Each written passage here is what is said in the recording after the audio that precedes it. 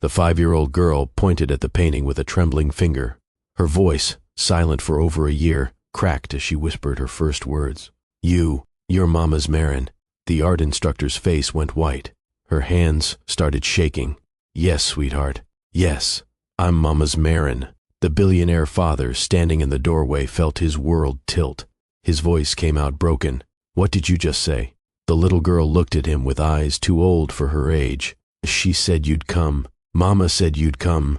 The night in the car. Before she died. That was impossible." The woman was a stranger. His wife had been dead for over a year. There was no way his daughter could know her, unless everything he thought he knew about his life was a lie. Have you ever discovered that someone close to you was hiding a secret so big it changed everything? That's what happened to Julian Castellane, and what his daughter revealed in that moment would shatter his heart and heal it at the same time. I promise you, this story has more layers than you can imagine. Every twist, every revelation, every word that little girl spoke mattered. But to understand why, we need to go back to where the silence began. Before we dive in, do me a favor.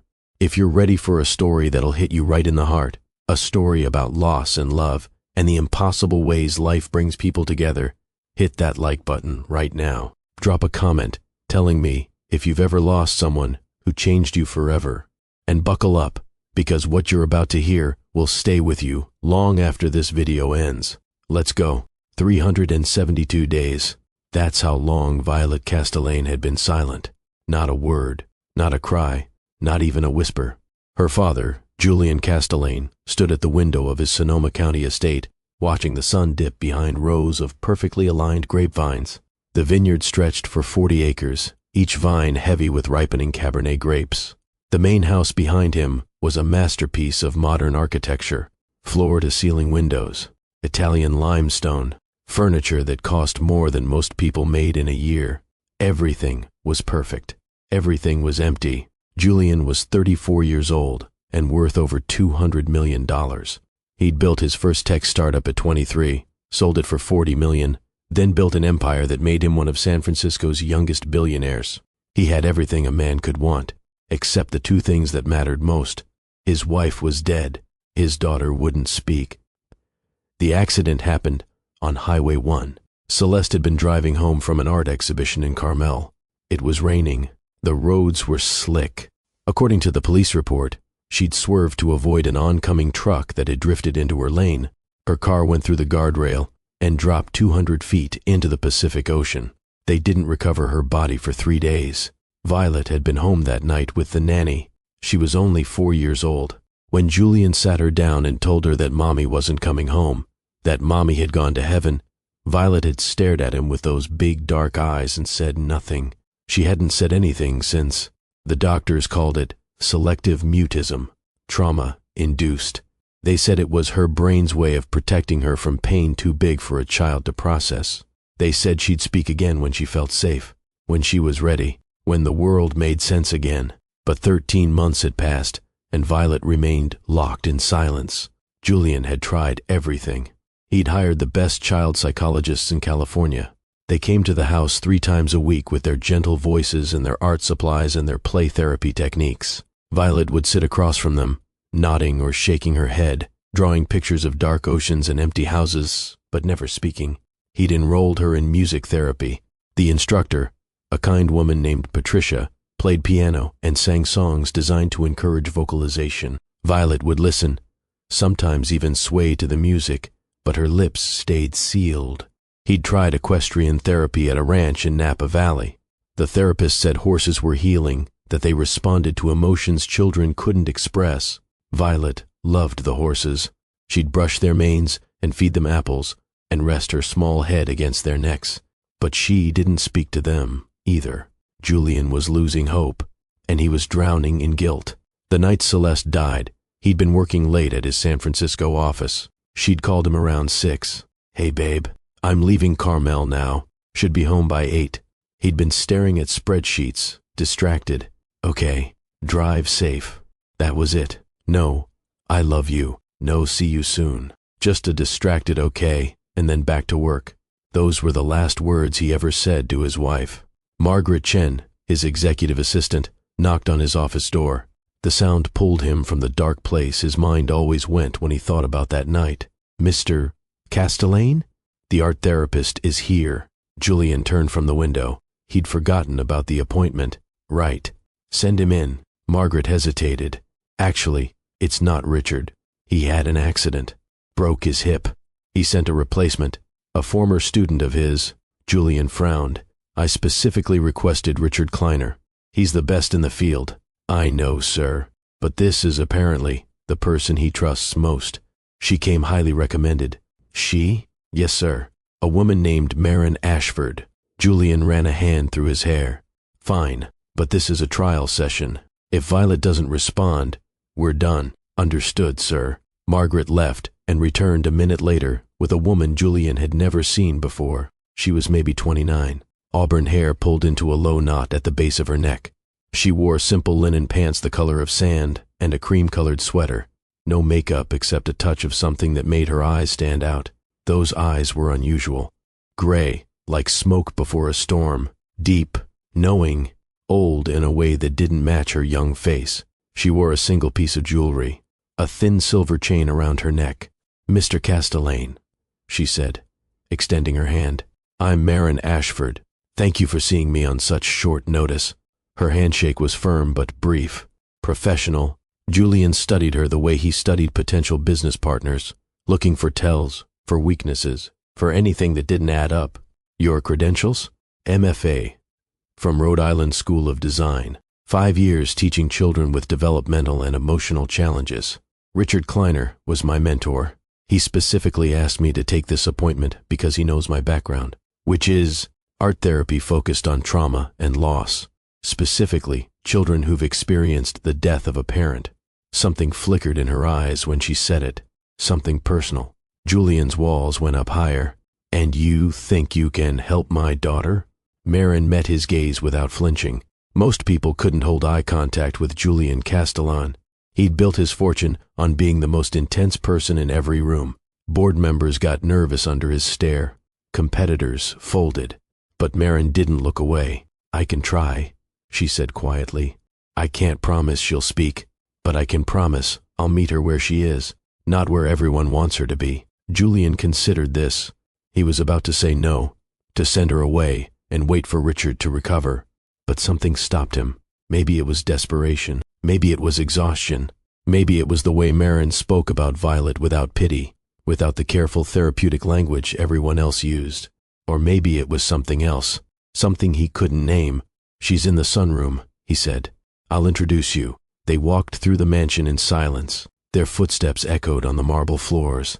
Afternoon light poured through the tall windows, making everything look like a photograph in an architecture magazine. Beautiful, cold, perfect. Julian had bought this house for Celeste when they got married. She'd wanted space for an art studio, room for their future children to run and play, a garden where she could grow vegetables and herbs. Now, it just felt like a mausoleum.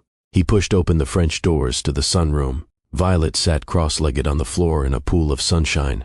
She wore a white dress with small purple flowers embroidered on the collar. Her dark curls, so much like her mother's, fell around her face. In her lap was a stuffed rabbit that had once been white, but was now gray from years of being dragged everywhere. Surrounding her were art supplies, watercolor sets, colored pencils in every shade, sketch pads with thick, expensive paper, pastels, markers, clay, all untouched. The art therapists kept bringing them, kept hoping she'd engage, but Violet never did. She looked up when they entered. Her eyes, Julian's eyes, flicked from her father to the stranger beside him. Then she looked down again. "Violet," Julian said, his voice softer than it had been with Marin. "This is Miss Ashford. She's going to spend some time with you today. Do some art. Is that okay?" Violet didn't respond. Julian felt the familiar tightness in his chest, the helplessness, the feeling of failing his daughter every single day. Marin didn't move toward Violet, didn't crouch down and try to make eye contact like the other therapists did, didn't speak in that bright, encouraging voice that made Violet retreat further into herself. Instead, she walked to the opposite side of the room and sat down on the floor. She crossed her legs. She pulled a small watercolor set from her bag, the kind that looked old and well used, not new and clinical, and she began to paint. Julian stood in the doorway, confused. "Aren't you going to—" "Give us 30 minutes," Marin said without looking up. "Alone, if possible." Julian bristled. He never left Violet alone with strangers, ever, not after losing Celeste, not when his daughter was this fragile. But something in Marin's calm certainty made him pause. "I'll be right outside," he said. Violet's eyes tracked him as he stepped back and closed the French doors. There was a flicker of panic on her small face, but Marin didn't react, just kept painting. Julian stood outside the glass doors, watching. For 10 minutes, nothing happened. Marin painted quietly, a simple landscape, hills, sky, trees. Her brush moved with a kind of easy confidence that comes from thousands of hours of practice. Violet watched her, curious but cautious. Then Marin did something unexpected. She slid a second piece of paper across the floor, not close to Violet, not invasive, just an invitation. The paper stopped about 3 feet away. Violet stared at it. Marin kept painting her own piece, humming something under her breath. The melody drifted through the glass. Julian froze. He knew that song. He couldn't remember from where, couldn't place it, but something about it made his chest ache, made him think of Celeste. Violet was staring at the blank paper. Slowly, so slowly Julian almost didn't notice at first. She reached forward. Her small hand picked up a paintbrush. She dipped it in blue paint. She made a single stroke across the page. Julian's breath caught. Marin glanced over, smiled slightly, and went back to her own work. Didn't make a big deal of it. Didn't praise or encourage. Just acknowledged it and moved on. Violet painted another stroke, then another. By the end of 30 minutes, she'd created something beautiful. Abstract swirls of blue and gray, like water and storm clouds mixing together. Marin stood, leaving her own painting on the floor. "Same time Thursday," she said to Violet. Violet looked up at her and nodded. It was the first time she'd responded to anyone new in over a year. Julian opened the door as Marin approached. She smiled at him, small, professional, a good first session. "What just happened?" Julian asked. "She met you where she is," Marin said. "That's all. See you Thursday, Mr. Castellane." She left before he could ask anything else. Julian walked back into the sunroom. Violet was staring at her painting, running her fingers over the dried watercolor. He sat down beside her. "That's beautiful, sweetheart." Violet looked at him, really looked, in a way she hadn't in months. Then she rested her head on his shoulder, and Julian felt the first crack of hope in over a year. That night, he couldn't sleep. He sat in his office at 2 in the morning, staring at Marin Ashford's background check. Margaret had compiled it before the session, as she did for everyone who entered the house. Everything was legitimate. MFA from RISD, graduated top of her class. Teaching positions at schools in Providence and Portland. Glowing references from Richard Kleiner, but something felt off. Julian had built his fortune on instinct, on reading between the lines, on seeing what other people missed, and something about Marin Ashford didn't add up. He pulled up her social media. Her Instagram was sparse, maybe 40 posts total. Coffee shops, art installations, ocean views, beach walks. Nothing personal, no family photos, no tagged friends. He scrolled back years, and then he saw it. A photo from 6 years ago. 2 women standing together. One was Marin, younger, with longer hair. The other was in a graduation gown, face partially turned away from the camera. The caption read, "So proud of you, see." Julian enlarged the photo. The woman in the graduation gown had dark curls falling around her shoulders, sharp cheekbones, a smile that made his heart stop, and around her neck was a very distinctive necklace, Art Deco, platinum, and sapphire, vintage. He'd bought it at an estate sale in Paris, given it to his wife on their first anniversary. The woman in the photo was Celeste. Marin Ashford had known his wife, and she hadn't said a word. Quick question before we go any further. Have you ever trusted someone only to find out they were keeping a secret from you? How did it feel? Drop your answer in the comments, because what Julian does next will shock you. Julian didn't sleep the rest of the night. He sat in his office, staring at that photo, his mind racing through possibilities. How did Marin know Celeste? Why didn't she mention it? Why did she take this job? By the time the sun rose over the vineyard, Julian had convinced himself of the worst, that this woman had some agenda, that she was using his daughter to get close to him, that she wanted something. He was waiting in the foyer when Marin arrived Thursday morning. "We need to talk," he said. His voice was hard, controlled, dangerous. Marin stopped in the doorway. She was carrying her art supplies bag. She looked confused. "About what?" "About the fact that you knew my wife and didn't tell me." The color drained from her face. The bag slipped from her fingers and hit the marble floor. "Mr. Castellane, don't." His voice cracked. "Don't lie to me. I saw the photo. You knew Celeste. You knew her and you came here, into my home, got close to my daughter, and you never said a word. Why?" Marin's hands were shaking. "Can we talk somewhere private?" Julian's jaw clenched.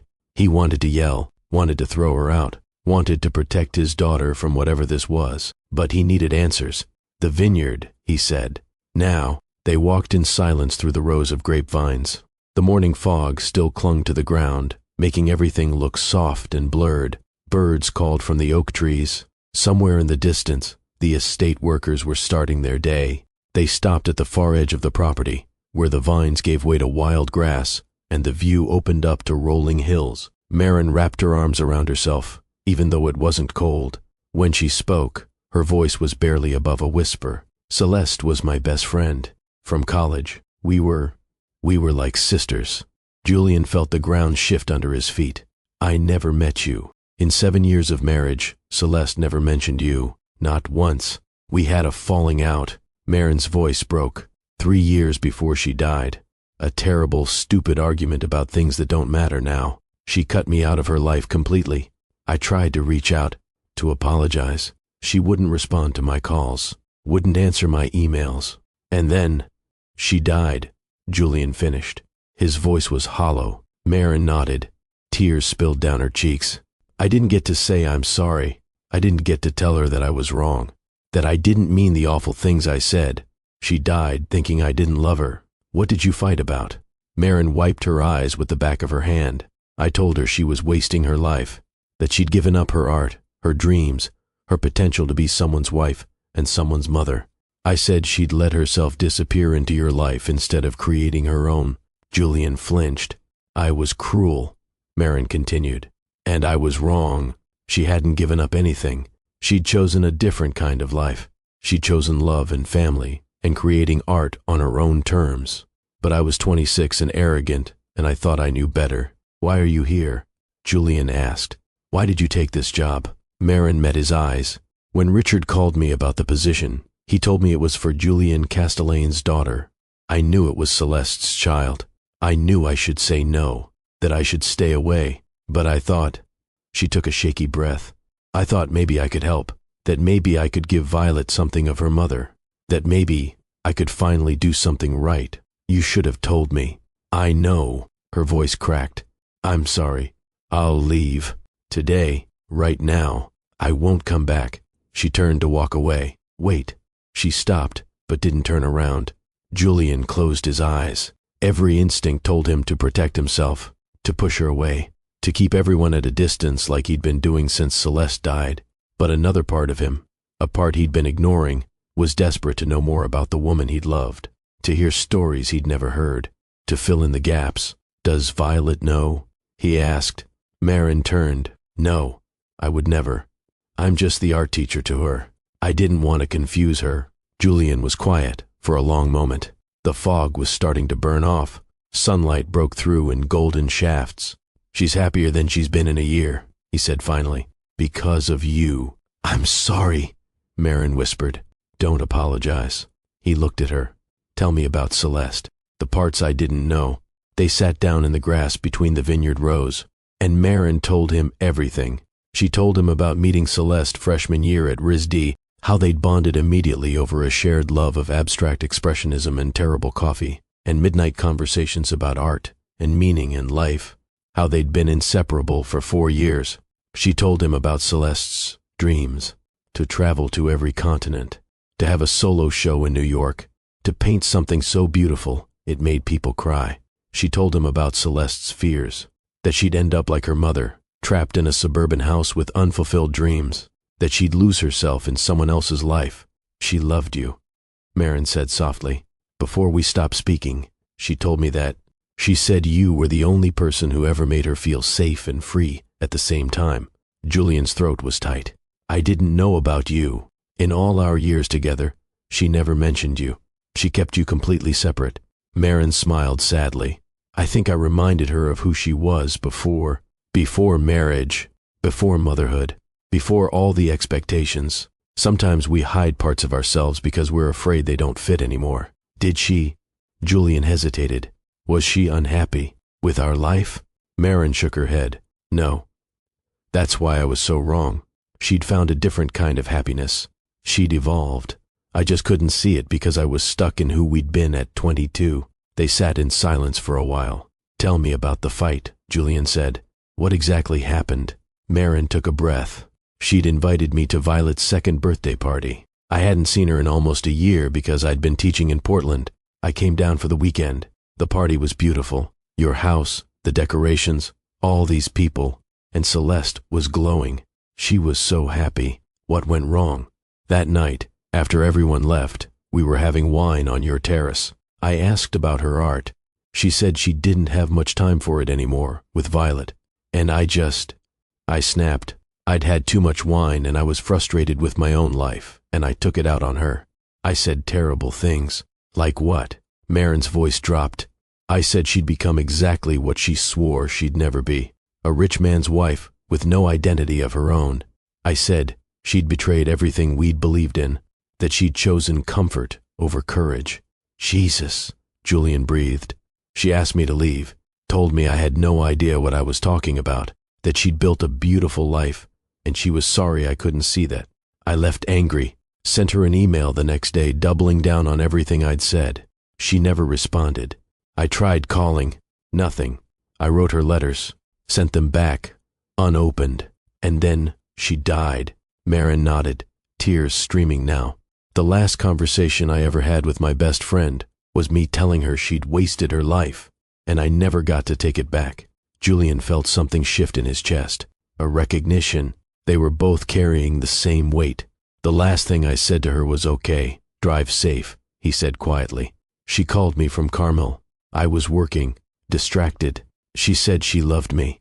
I didn't say it back, just told her to drive safe and hung up. Marin looked at him. We're both living with the same regret, Julian said. The words we didn't say. They sat together in the morning sun, two broken people united by the ghost of the woman they'd both loved.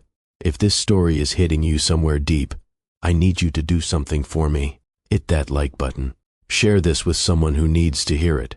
And drop a comment telling me about a time you forgave someone or needed forgiveness. Your stories matter. Keep watching because what happens next will change everything. After that morning in the vineyard, something shifted. Julian asked Marin to stay, not just for Violet, for himself, because talking to someone who'd known Celeste in a completely different context was healing in ways he hadn't expected. Marin's sessions with Violet increased from twice a week to 4 times, then 5, and Julian started joining them. At first, he just watched from the doorway, but gradually, Marin invited him in. Sit with us, she'd say. Paint something. Julian Castellane, billionaire tech entrepreneur who hadn't picked up a paintbrush since high school, sat on the floor and tried to paint. His first attempts were terrible. Stiff, overthought, exactly what you'd expect from a man who controlled everything. Marin laughed. Not at him. With him, it's not a business plan, she'd say gently. There's no strategy in watercolor. You just have to feel it. Violet watched him struggle, and something amazing happened. She started guiding him. She couldn't speak, but she'd take his hand and move the brush, show him how to let the colors blend, how to stop trying to control the outcome. Through art, his daughter was teaching him how to live again. The three of them fell into a rhythm. Marin started staying for dinner. Then, for bedtime, she'd read to Violet in a way that was different from how Julian read. She'd do voices, make the stories come alive. After Violet fell asleep, Julian and Marin would sit on the terrace with wine and talk about Celeste, about art, about loss, about the terrifying prospect of moving forward. Tell me something about her I don't know, Julian would say, and Marin would share a memory. Celeste singing off-key in the studio. Celeste starting food fights in the cafeteria. Celeste crying over a painting she couldn't get right. Celeste dreaming about the life she wanted. In return, Julian shared his Celeste, the woman who left him notes in his briefcase when he traveled, who danced in the kitchen while cooking, who'd wake him up at midnight to look at the stars. Between their memories, a fuller picture of Celeste emerged. Neither of them had known her completely, but together they could see her whole. One night, about 6 weeks after Marin's secret came out, Julian said something he'd been thinking for days. "I want to show you something." He led her upstairs to a wing of the house Marin had never seen. He opened a door. It was Celeste's studio. The room was exactly as she'd left it. Canvases everywhere, finished paintings leaning against walls, works in progress on easels, sketches tacked to boards, paints and brushes and palettes scattered across tables. Hundreds of pieces, all brilliant. Marin walked through the space like it was sacred ground. She stopped in front of each painting, taking it in. Landscapes, portraits of Violet at different ages, abstract pieces that looked like emotions made visible. Tears ran down her face. She never stopped, Marin whispered. She never gave up her art. She just made it part of her life instead of the center of it. Julian nodded. I kept telling her to show these, to have an exhibition. She always said she wasn't ready, that they were just for her. Marin stopped in front of a large canvas. It was different from the others. Darker, a turbulent ocean under a storm sky. Violent waves, deep blues and grays and blacks. When did she paint this? Marin asked. Julian came to stand beside her. The week before she died. It was the last thing she worked on. Marin stared at it for a long time. It's not the ocean, she said finally. What? Marin's voice was soft. It's grief. It's loss. It's letting go. Look at the brushstrokes. The way the waves are moving. They're not crashing. They're releasing. Julian looked closer. She was right. There was something in the painting that wasn't violent.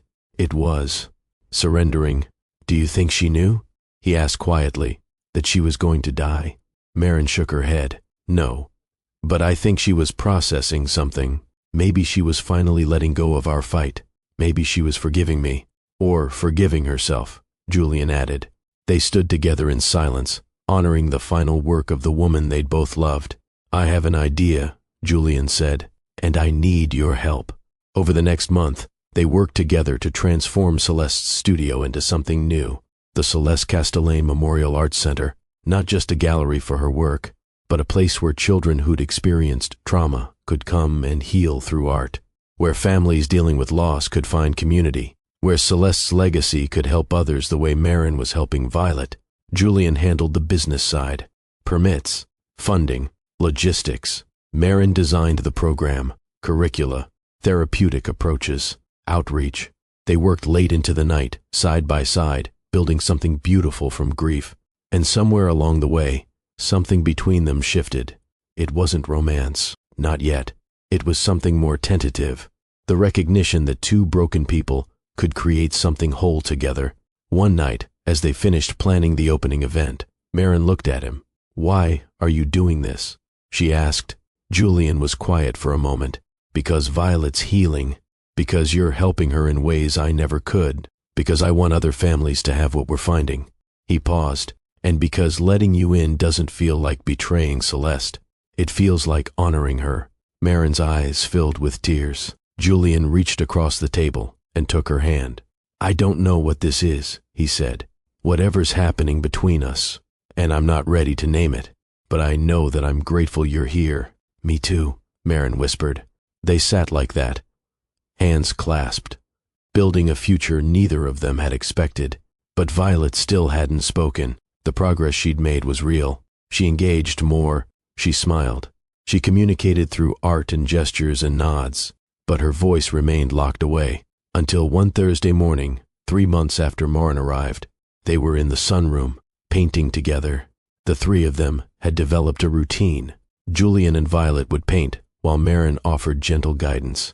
Marin was working on something from memory, a portrait of a young woman with dark curls, laughing, her face full of life and joy.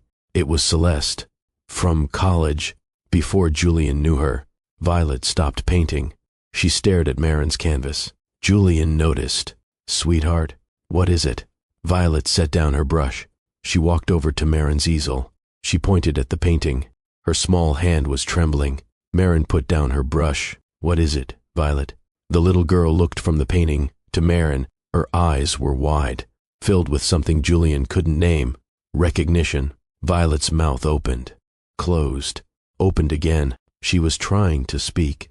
Julian held his breath. Marin's hand went to her chest. And then, in a small, clear voice that hadn't been heard in 396 days, Violet spoke. You. The word hung in the air like something sacred. Marin's eyes filled with tears. Yes, sweetheart. Violet's voice got stronger. Your mama's Marin. The world stopped. Julian couldn't breathe. Marin's hand flew to her mouth. A sob escaped. How do you know that? Violet looked at him with those old, knowing eyes. She said you'd come. Violet whispered. Mama said you'd come to help us when we were sad. Julian sank to his knees. When did she say that? Violet's face was solemn. The night. In the car. Before the accident. Marin's voice was barely audible. Violet nodded. She was crying. She said she was sorry, that she loved me, that she loved Daddy, and she said Marin would come when we needed her. That's impossible, Julian breathed. Celeste couldn't have known, but even as he said it, he remembered something. 2 days before the accident, he'd found Celeste staring at her phone with tears in her eyes. When he asked what was wrong, she'd shaken her head and smiled. Just old memories. I need to fix something. He'd been too busy to ask what she meant. Marin was shaking. The day before she died, I got a text from her. After 3 years of silence, it just said, "Can we talk?" Julian looked at her. What did you say? I didn't respond right away. I thought I'd call her the next day. And then, she died. Violet climbed into Marin's lap. Mama said your hugs feel like home. Do they? Marin wrapped her arms around the little girl, crying openly now. I hope so, sweetheart. I hope so. Julian moved closer.